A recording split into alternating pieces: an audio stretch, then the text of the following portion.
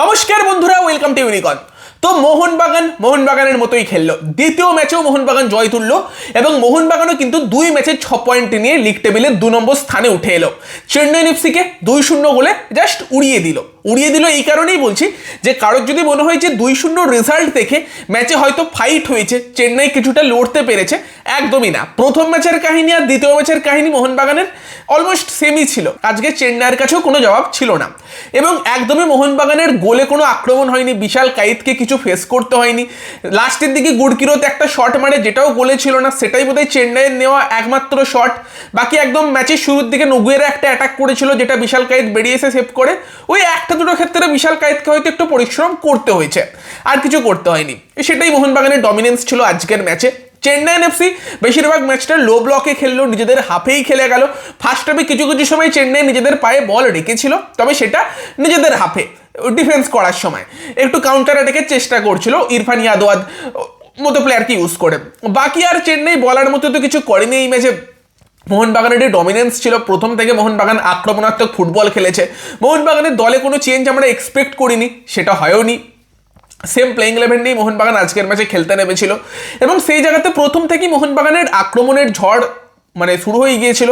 Robson রবিনোকেও আজকের ম্যাচেও যথেষ্ট এফেক্টিভ লেগেছে, যথেষ্ট ইম্প্যাক্টফুল লেগেছে। যদিও রবসনের গোলগুলোর ক্ষেত্রে হয়তো সেভাবে কোনো কন্ট্রিবিউশন ছিল না, বাট রবসন ডেফিনেটলি ভালো খেলছিল। বাঁ দিকে উইং দিয়ে অ্যাটাক তৈরি করার চেষ্টা করছিল, কিছু ক্ষেত্রে বল সুইচ 2বার বা 3বার লিস্টনকে এত সুন্দর বল সুইচ করে দিয়েছে, দেখে ভালো লাগলো। একদম ইঞ্চ পারফেক্ট বল দিচ্ছিল লিস্টন কোলাসোকে, বাঁ দিক থেকে ডান দিকে সুইচ করছিল।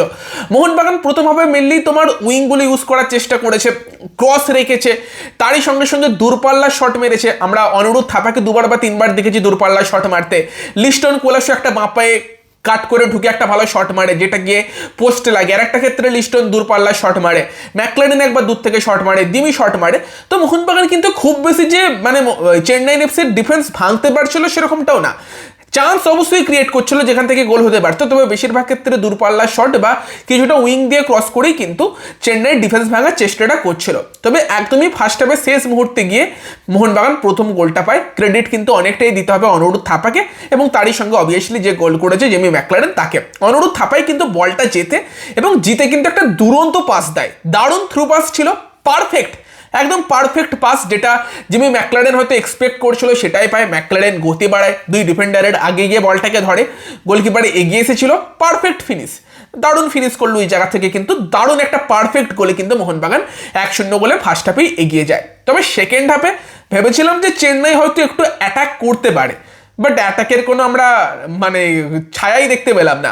এবং সেখানে কিন্তু সেকেন্ড হাফে শুরু থেকে ম্যাকলারেন অনেক বেশি অ্যাক্টিভ ছিল। সেকেন্ড হাফে তো ম্যাকলারেন অনেক বেশি সুযোগ পেয়েছিল। 47 মিনিট প্রথম 2 মিনিট সেকেন্ড হাফের 2টো চান্স পেয়ে গিয়েছিল জেমি ম্যাকলারেন। একটা ক্ষেত্রে গোলকিপারকে কাটিয়ে ফেললেও বলটা বেরিয়ে যায়, কন্ট্রোল রাখতে পারে না। আর একটা ক্ষেত্রে শট মারলেও সেটা ডিফেন্স হয়ে যায়। চান্স দিমি পেত্রাতোসও পেয়েছিল অনেকগুলো, পেত্রাতোসও হ্যাট্রিক করে ফেলতে পারতো। সেই জায়গাতে মোহনবাগান সেকেন্ড হাফেও প্রচুর চান্স ক্রিয়েট করেছে, চেন্নাই সেকেন্ড হাফেও সেরকম বিশাল কিছু করতে পারেনি। একটা জিনিস আমি বুঝতে পারলাম না, চেন্নাই যদি এরকম লো ব্লক স্ট্র্যাটেজিতেই খেলার কথা ভাবে, সেখানে ইনিগো মার্টিনের মতো প্লেয়ারকে ইউজ করার বোঝা যাচ্ছে না কিছু, কিভাবে ইউজ করতে চাইছে। ওই রোলে শ্যুট করছে না ইনিগো মার্টিন, যেটা ম্যাচ প্রিভিউতে আমরা আলোচনা করেছিলাম যে ইনিগো মার্টিনকে চেন্নাই বসিয়ে ওই জায়গাতে ফারুক চৌধুরী বা গুরকিরতের মতো প্লেয়ারকে ইউজ করতে পারে, বা ইনিগো মার্টিনকে কিছুটা উইং দিয়ে ইউজ করতে পারে। স্ট্র্যাটেজিটা মাথায় ঢুকলো না, তবে যাই হোক সেটা চেন্নাইয়ের কোচ বুঝবে। সেখানে কিন্তু মোহনবাগানের কথা বললে মোহনবাগান সেকেন্ড গোলটা পায় কিন্তু দিমি পেত্রাতোসের থ্রুতে, যেখানে কিন্তু বাঁ দিকের উইং দিয়ে কিন্তু সুভাশিস বোস একটা ক্রস রাখে, যেটা সম্ভবত প্রীতম কোটাল একটু ডিফেন্স করতে যায়, হালকা বোধহয় মাথায় টাচও হয়েছিল এবং দিমির পায়ে পড়ে। ওই জায়গা থেকে দিমি তো মিস করবে না, দিমির দারুণ ফিনিশ, সেখান থেকে 2-0। পরে দিমি আরও গোল করতে পারতো, মোহনবাগানের সামনেও গোল করার সুযোগ এসেছিল, লাস্টের দিকে জেসন কামিংস এসেও গোল করতে পারতো। চান্স প্রচুর ক্রিয়েট হচ্ছে, খুব সুন্দর ফুটবল মোহনবাগান খেলছে। চান্স ক্রিয়েট হলে চান্স নষ্টও হবে।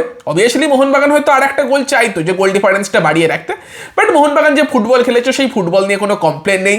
লোবেরা এরা একদম দারুণভাবে শুরু হয়েছে, তো সেখানে লোবেরার এই দল বেশ ইমপ্রেস করছে আমাদেরকে। মলিনের থেকে তো লোবেরা স্ট্র্যাটেজিতে মোহনবাগানের এই দলটাকে অনেক বেশি কমফোর্টেবল লাগছে।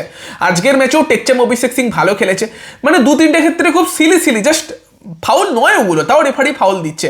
একবার তো ভাবলাম রেড কার্ড দেখিয়ে দেয় নাকি, যেটা হলুদ কার্ড দিল প্রথম, সেটাও হলুদ কার্ড দেখানোর মতো ফাউল তো মনে হলো না। যাই হোক, সেখানে টেকচাম অভিষেক সিংও ভালো খেলেছে। তোমার আপুইয়ার কথা কি করে ভুলে যাব, মিডফিল্ডে ব্রিলিয়ান্ট। আই থিঙ্ক আপুইয়া সব থেকে বেশি ফাউল মানে অর্জন করেছে, তাকে সব থেকে বেশি ফাউল করা হয়েছে আজকের ম্যাচে। আপুইয়াও মিডফিল্ডে দাপিয়ে খেলছে, যেটা একটা মোহনবাগানকে অ্যাডভান্টেজ অবশ্যই দিচ্ছে। এবং তারই সঙ্গে সঙ্গে যখন অপোনেন্ট টিম অত বেশি অ্যাটাক করছে না, সেটাও কাজটা সহজ করে দিচ্ছে আপুইয়ার মতো প্লেয়ারের জন্য। আজকে আলবার্তো নোগুয়েরাকে আমরা কতটুকু মাঠে দেখতে পেয়েছি, একদমই সেভাবে এফেক্টিভ হতে পারেনি, ফ্রাস্ট্রেটেড লাগছিল সেই জন্য তাকে। তো সব মিলিয়ে একদম পারফেক্ট ম্যাচ মোহনবাগানের জন্য। তো তোমরা জানিও আজকে মোহনবাগানের খেলা কেমন লাগলো, তোমার আপুইয়ার খেলা কেমন লাগলো, ম্যাকলারেনের প্রথম গোলটা নিয়ে কি বলবে, দিমি গোল করছে সেই নিয়ে কি বলবে, কমেন্টে জানিও। ভিডিওটা ভালো লাগলে ভিডিওটাকে লাইক করে দিও, শেয়ার করে দিও, আমাদের চ্যানেলে প্রথমবার এলে আমাদের চ্যানেলটিকে সাবস্ক্রাইব করে তার পাশে বেল আইকনটাকে অন করে দিও। তো চলো গাইস, এই ভিডিওতে এই পর্যন্তই, বাই বাই।